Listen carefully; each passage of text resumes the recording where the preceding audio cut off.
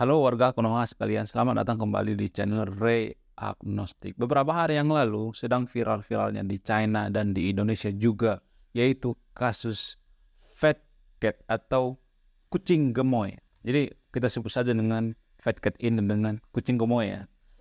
Kisah kucing gemoy ini ternyata hanya prank. Selama ini kita dibohongin gitu. Ternyata cerita-cerita yang viral di medsos itu adalah hanya prank. Setelah polisi China menginvestigasi kasus daripada Fat Cat ini bersama dengan pacarnya, ternyata yang bikin cerita-cerita ini atau yang mengarang-ngarang cerita ini adalah ternyata adiknya si Fat Cat ini sendiri. Dan tidak hanya itu, ada beberapa desas-desus atau informasi yang mengatakan bahwa ini waktu kematian Fat Cat ini orang China memperingati pria sejati waktu kematiannya itu. Bahkan Xi Jinping juga memberikan tanggal merah di hari kematian si kucing gemoy ini gitu. Dan sebegitu perhatiannya pemerintahan Cina dengan kasus ini. Padahal itu juga hanya hoax. Sekarang ini masih ditelusuri apakah Fat Cat ini beneran meninggal atau tidak. Apakah ini hanya bohong-bohongan dan sebagainya. Jadi saya akan membongkar ya, bagaimana sebenarnya kisah yang sebenarnya si Fat Cat ini atau si kucing gemoy ini. Apakah Fat Cat ini masih hidup atau tidak? Saya akan membongkar sebentar lagi. Berdasarkan laporan investigasi dari polisi China, ternyata ditemukan sebuah fakta yang menarik gitu. Ternyata si Fat Cat ini punya tabungan bersama dengan pacarnya. Jadi tidak benar adanya yang mengatakan bahwa pacarnya ini jahat, ini si Fat Cat. Pacarnya yang perempuan ini morotin gitu, hidup bermewah-mewah gitu dan lain sebagainya. Ternyata mereka punya tabungan bersama yang tujuannya tabungan bersama ini adalah untuk menabung bersama, untuk membangun sebuah penjual toko bunga gitu. Jadi setelah polisi menginvestigasi kasus ini, ternyata mereka tidak ada istilah pemorotan gitu. Si Fat Cat dikatakan dalam investigasi kepolisian, dia mengirim kepada pacarnya itu duit, ya benar ada mengirim duit, bukan pada pacarnya sih, tapi kepada rekening mereka bersama yaitu 1,7 miliar. Si pacarnya yang bernama Tan ini juga mentransfer duit gitu ke rekening mereka bersama sekitar 1 miliar lebih.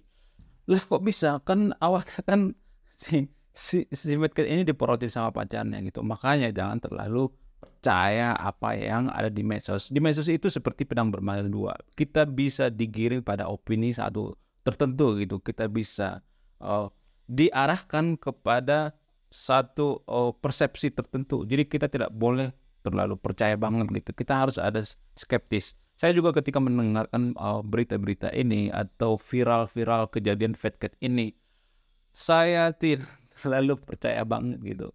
Entah kenapa saya tidak terlalu percaya, karena menurut saya yang di kisah-kisah ini seperti kisah-kisah yang ditulis oleh para pujangga ya atau sastrawan gitu. Karena saya juga dulu pernah belajar menulis gitu, jadi saya tahu gitu teknik-teknik penulisan itu. Karena cerita itu tidak bagus kalau tidak dilebih-lebihkan guys, beneran. Ini saya bongkar ya. Para penulis novel yang terkenal itu, mereka biasanya menyisipkan kisah-kisah yang dilebih-lebihkan. Kalau cerita ini tidak dilebih-lebihkan, kita nggak bakal wow gitu. Kalau membaca novelnya itu tidak ada rasa wow gitu. Kita ambil salah satu contoh misalnya, novel Laskar Pelangi. Jadi novel Laskar Pelangi itu banyak yang menanyakan, Lintang ya, kalau sahabat yang nonton video ini suka menonton film Laskar Pelangi atau membaca kisahnya Laskar Pelangi, ternyata Lintang itu tidak ada, itu karakter fiktif yang sengaja dihidupkan oleh penulis untuk apa? Untuk menarik perhatian, untuk membangun narasi gitu, membangun novel itu menjadi wow gitu. Itu semacam untuk pemanis lah gitu. Kalau misalnya novelnya flat gitu, tidak ada yang wow gitu, nggak bakalan laku kan. Jadi kita juga butuh yang namanya plot twist yang mengharukan gitu. Sama seperti kisahnya Fat Cat ini. Saya melihat ya, dari awal juga saya katakan bahwa ini semacam terlalu dilebih-lebihkan gitu, terlalu dibuat-buat gitu. Jadi sampai saat ini polisi juga masih menginvestigasi apa sebenarnya motif dari kucing gemoy ini, melakukan hal-hal konyol seperti itu. Masih diinvestigasi. Tapi apapun itu, kita bisa mengambil pesan moral daripada kisah kucing gemoy ini. Berdasarkan pengalaman saya pribadi ya, dulu saya pernah yang namanya bucin sebucin-bucinnya. Jadi, kaitan antara kisah saya pribadi dengan, kisah Fat Cat ini adalah benang merahnya yaitu terlalu bucin sama wanita. Kalau masih pacaran ya menurut saya pribadi itu, masih ada yang namanya privasi gitu, privasi tentang keuangan. Bukan berarti kita menutupi keuangan kita ya. Kalau kita sudah menabung bersama itu bukan pacaran namanya. Ada sih yang melakukan seperti itu, tapi biasanya yang lebih, sudah melanggengkan pernikahan, makanya mereka satu duit gitu. Kalau masih pacaran itu masih terlalu riskan menurut saya pribadi ya, tapi ada juga yang berhasil. Jadi saya dulu pernah jatuh cinta sama seorang perempuan gitu, dulu ya, ini udah lama sekali gitu. Mudah-mudahan istri saya nggak nonton video ini. Jadi saya itu bucin sebucin-bucinnya sama wanita ini. Ya lumayan sih, wanita ini lumayan cakep gitu. Sangat mirip dengan Nia Ramadhani, wajahnya, bodinya, semuanya, tingginya sangat mirip banget dengan Nia Ramadhani. Setelah kita pacaran beberapa tahun, ternyata kita tidak direstui oleh orang tuanya. Dan saat itu saya seperti orang gila gitu. Bucin sebucin-bucinnya. Saya seperti orang stres itu. Kenapa gitu? Kenapa? Saya bertanya dalam hati, kenapa hal ini bisa terjadi? Kenapa ini cobaan ini datang kepada saya? Dan tahu apa yang terjadi? Saat itu pacar saya ini yang inisialnya J ya, namanya inisialnya J ya. Saat itu pacar saya ini saya melihat ada perubahan yang signifikan, yaitu dia semakin hari semakin menjauh, bahkan dia sampai lost contact dengan saya. Dia sampai mengganti nomornya guys, coba bayangkan. Saking dia niatnya nih jauh nih dari saya nih.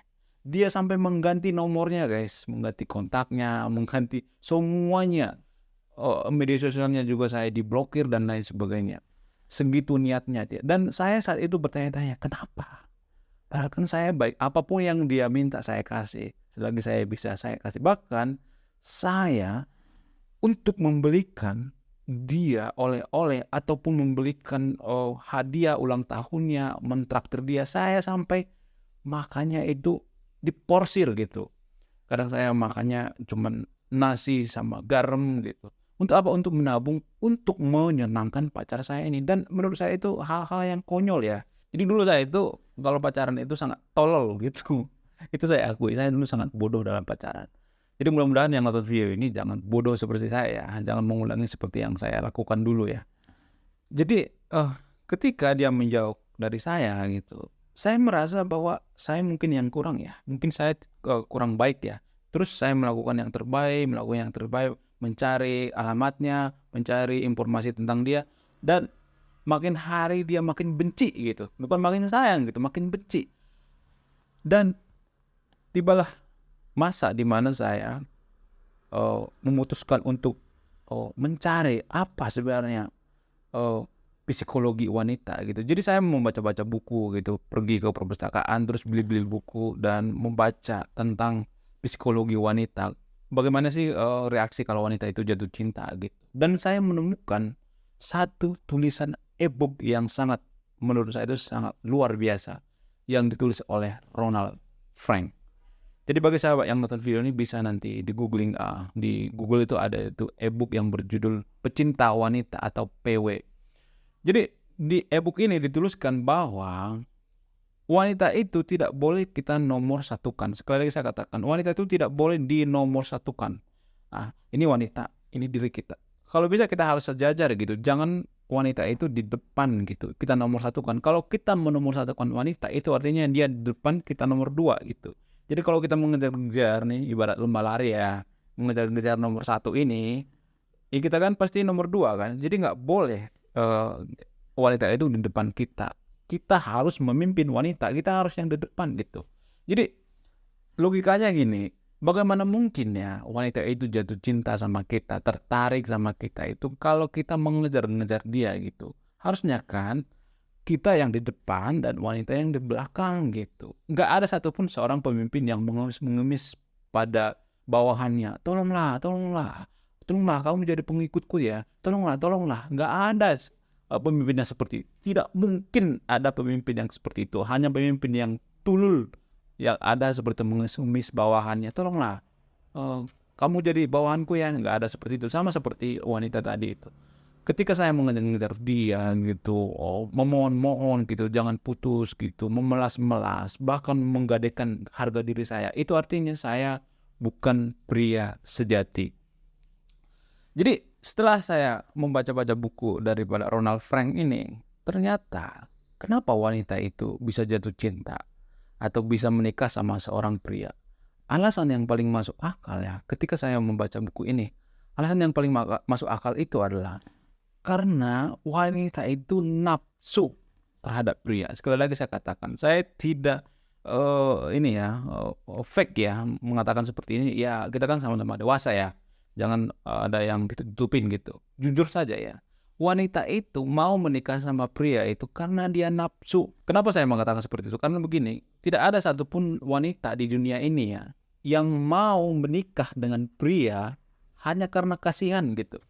Jadi kalau misalnya kita tanya sama seorang wanita, kenapa kamu nikah sama ini? Ya karena dia habisnya baik sih gitu, pengertian, perhatian. Itu adalah jawaban-jawaban modus gitu. Itu adalah jawaban menutupi bahwa dia sebenarnya tertarik sama pria itu karena dia nafsu. Itu saja. Bagaimana mungkin seorang wanita itu bisa menikah dengan pria kalau dia tidak nafsu? Karena pada hakikatnya manusia itu atau wanita itu adalah makhluk biologis gitu. Gak ada satupun wanita di dunia ini menikah dengan pria karena dia kasihan gitu. Jadi saat itu saya seperti minta dikasihani gitu, ngerengek gitu. Saya merasa di situ harga diri saya itu udah tergadaikan. Jadi itulah alasannya kenapa mantan pacar saya ini tidak nafsu lagi gitu sama saya. Jadi ilfil gitu, hilang nafsu gitu.